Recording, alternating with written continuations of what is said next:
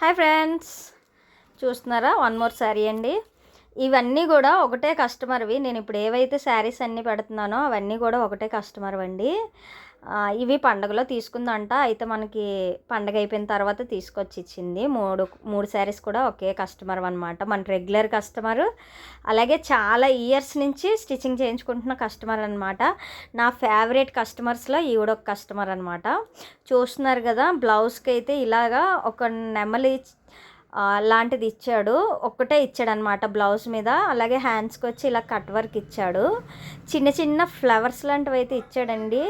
చాలా అంటే చాలా బాగుంది శారీ మాత్రం. చూడగానే నాకు భలే నచ్చింది.